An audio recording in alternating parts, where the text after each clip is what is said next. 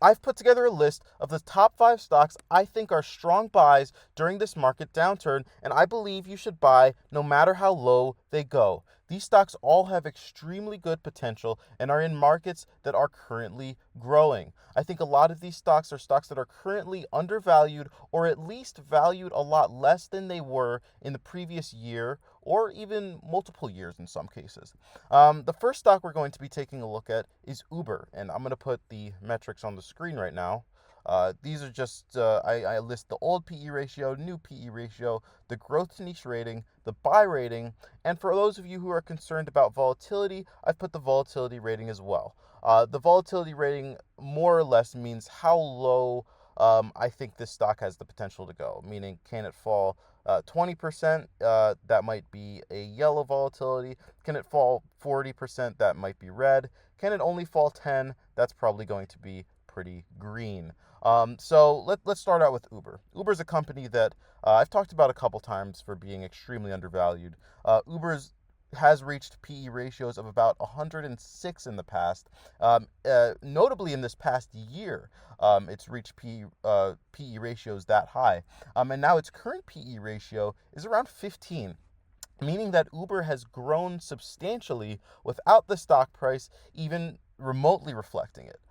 Uber is a company that I think a lot of people don't really see as a growth play, but this tech company really does have opportunities to grow outside of its current niche. And if you see that potential, I think that now is a great time to buy Uber. I put the growth slash niche rating at about 7 out of 10 because it has decent capability to expand, but Uber's current market is extremely competitive, especially along the lines of DoorDash, like the meal delivery industry. And you have things like Lyft. Lyft is not as big as Uber by any means. However, it is a notable competitor. And Uber's margins in both of those industries are not great. So you do have to consider those when investing into Uber. However, if you do think this company has potential to grow, you are getting it at a very good deal right now, which is why I gave it a buy rating of 9 out of 10. The stock volatility rating at about 7 just demonstrates that I think Uber really does have the potential to maybe go as low as $50 a share. That would be on that would be a pretty drastic move downward. I think that would only happen if Uber's earnings plummeted and potentially the stock market did not perform well over this next year. So we got a volatility rating of 7 over 10 because I'm not too concerned, but it is something to definitely consider. The next stock we're going to be taking a look at is Supermicro, or Supermicro Computer, as the ticker suggests. This cloud computing company and AI storage company, or data storage company, has a lot of practical uses in AI, which is what I was trying to say before. Now, this company does have a PE ratio of about 22 right now, which is actually a very fair price, especially because there is competition within this space.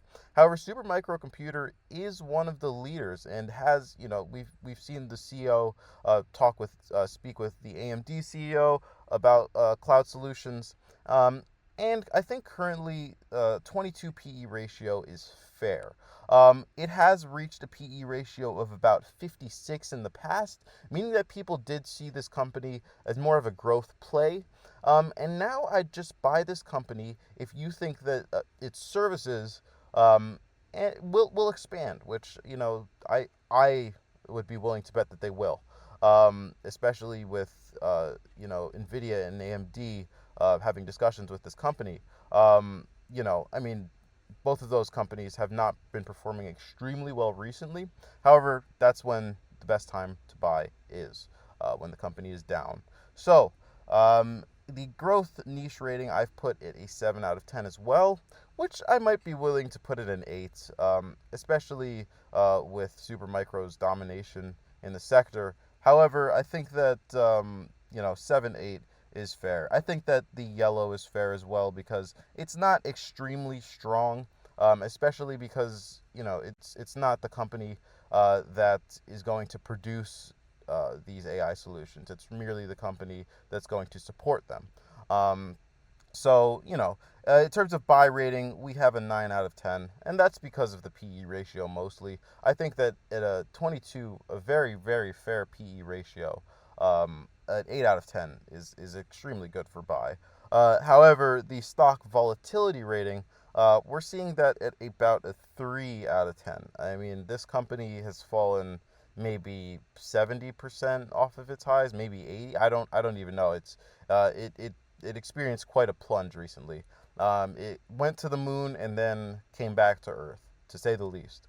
So if you think that, I don't really see this company skyrocketing again like it did in the past 3, 4 years. However, I think that steady growth is extremely fair to predict for this company. So if you're vulnerable to price swings, if you don't like seeing -10, -20, +10, +20, and then back down, this might not be the company for you. But I think that if you're willing to hold this for the long term, you will be very happy with your results.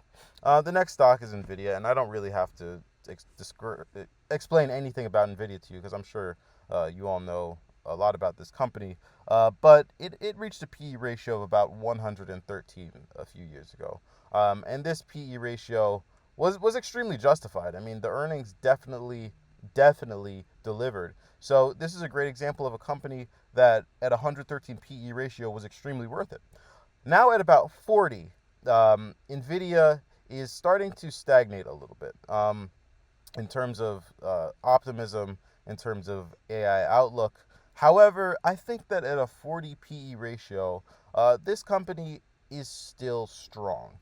I think that due to the growth of Nvidia, paying 40 times earnings is definitely justified, especially considering that a couple years ago that 113 was justified. I think that even if it's slowing down, we're still looking at a fair PE, fair forward PE. And I think that a growth/niche rating 9 out of 10 might actually be a little inaccurate. Nvidia might be a 10 out of 10 in terms of growth niche because I think about 90% of market share in its space, which is absolutely ridiculous, which is why it's received a buy rating 9 out of 10. The only reason it's not a 10, honestly, is because of volatility. I think Nvidia is a stock that's become extremely vulnerable to this current market volatility. I mean, if you bought Nvidia at 140, I think it hit 140, like $140 a few months ago, you'd be in a hole, to say the least. So we're giving the stock strength a 6 out of 10, and the 6 is mostly because it experiences extreme volatility. If Nvidia, um, if it was a little more stable, I'd give it probably an 8. But because we've seen these swings, it's very hard to know when to buy, and we're giving it a 6. The next stock, SHW or Sherwin-Williams, is a company a lot of people don't really consider. It's on the Dow Jones Industrial Average because it is by far the leader, the paint company leader. And Sherwin-Williams is a company that is so overlooked for reasons I'm not too sure. I mean, Sherwin truly is a very, very strong company, and it keeps acquiring these smaller companies. Now, the great part about this, for example, Valspar is another paint company. Sherwin acquired Valspar, and now they are not even allowed to buy another paint company because they would be too big. They would have basically a monopoly. So that could be a good or bad thing. Now, it could be a good thing because it means Sherwin is so prominent that it's really not going anywhere anytime soon.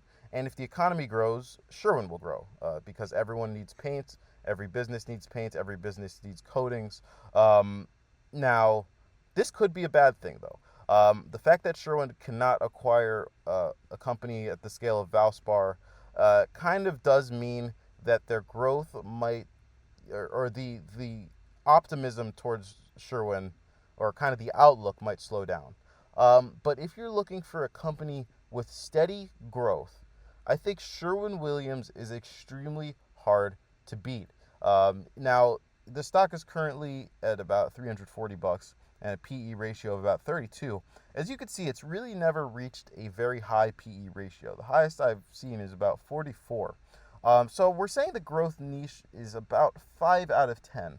And that's only because I believe Sherwin really only has the potential to grow with the economy. Now, they do open new stores. However, Sherwin is such a established company that we're not really going to be looking forward to any big moves anytime soon. However, the buy rating, I'm putting it a 9 out of 10 because it's an extremely safe stock. And I know the word safe stock is some people love it, some people hate it because technically no stock is extremely safe. However, if you really did want my definition of a safe stock, it would be Sherwin-Williams, which is why the stock strength rating or volatility I've put as a 10. You will potentially see some swings in Sherwin, but that will only be really due to economic outlook and broader economic outlook, not really Sherwin economic outlook. This stock has just grown like wildfire over the past decades, and you know, if you are looking for some diversification and you don't own a stock like Sherwin, or Caterpillar can also be called similar to Sherwin, I would definitely recommend it. All right, finally, AES. If you are looking for a sustainable energy stock, this one is extremely, extremely cheap right now at a PE ratio of about 4. And we've seen PE ratios of this company at about 335. And that I've put that as green, by the way, because that means that people at one point were willing to pay a lot for this company, and sentiment has changed. However, I believe that if sentiment shifts towards sustainability in the future, this company will be your go-to. Now, growth niche rating, I have put at a 10 out of 10 due to the fact that it's a sustainable energy company and due to the fact that people really were willing to bet on this company at one point, especially if you look at the stock at about, in the year like 2000, 2002, this stock skyrocketed. It has come down since. However, their solutions are still widely used today, and they're still extremely reliable, extremely effective, and I think they are growing at a very decent rate. As you could see, they have actually, I didn't notice this before, but they have sustainability goals. And with these with this broader outlook, I think that a company like this would be great for your long-term portfolio. Now, in terms of stock volatility, I have put this at a 4 because this stock is unfortunately very susceptible to price swings.